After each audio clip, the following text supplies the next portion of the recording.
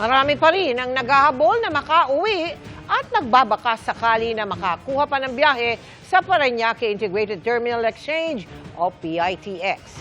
Kamustahin natin ang sitwasyon doon sa pagtutok live ni Oscar Oida. Oscar? Yes, Mel, bunsod nga ng mga delay sa biyahe, tila tanggap na ng ilan nating mga kapuso na sa biyahe sila. Magnonoche buena. Maagang nagsadya sa PITX ang mag-asawang Noel at Christy para daw sana sa biyahe nila pa Masbate.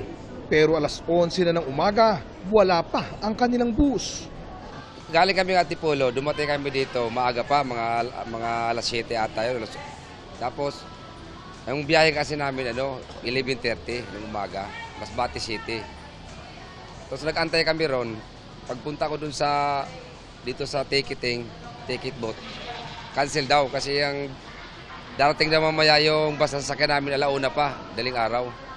Sa pangambang malipasan ng araw ng Pasko nang di nakatutungtong sa kanilang probinsya, minabuti nilang bumili na ng panibagong tiket. May biyahe naman doong Putyaw, Sorsogon. Sakay lang ulit kami ng Pilar, ng jeep, tapos Masbate City kami. Biyahe ulit kami ng Aruroy, Masbate, sa lugar namin po. Yun nga lang, mukhang sa bus na raw sila, magnonoche buena. Buti na lang kamo, may baong adobo si Mrs. Malungkot po kasi nadili yung biyahe namin eh.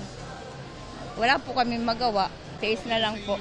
Gaya ng mag-asawang magalang, mukhang sa bus din magnonoche buena ang papauwi ding Bicol na si Denmark. Maaga pa naman daw siyang nagtungo sa terminal, pero base sa impormasyong natanggap niya mula sa mga kakilalang, nauna nang nakabiyahe. Napaka-kuhan talaga ng Bicol, napaka-traffic daw kasi baka abutin po ng isang araw. Sabi niya, matraffic talaga dito. Sabi niya sa akin. Hanggang 23 pa nga sila dun, nakatago sila yung mga 20. Ngayon pa daw, yung hapon pa daw. Yung hapon na sila nakarating doon. Ganun pa man ang maging kapalaran, ang mahalaga raw, dadating sila doon sa araw ng Pasko. Kung tutuusin, di naman naging pahirapan ang pagkuha ng masasakyan ngayong araw. Hindi na nga gaanong pang blockbuster ang mga pila sa mga ticket booth.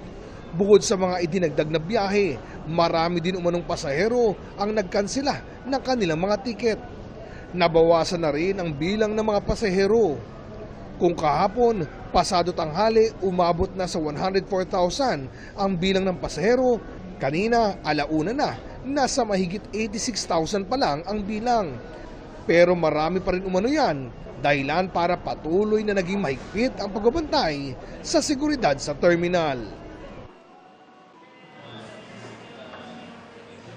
Bukas, hindi na raw masyado inaasahan ng pamunuan ng PITX ang ganun kadaming mga pasahero. Posible daw muling dumagsa ang mga pasahero pagkatapos na ng bagong taon. Mel? Maraming salamat sa iyo, Oscar Oida.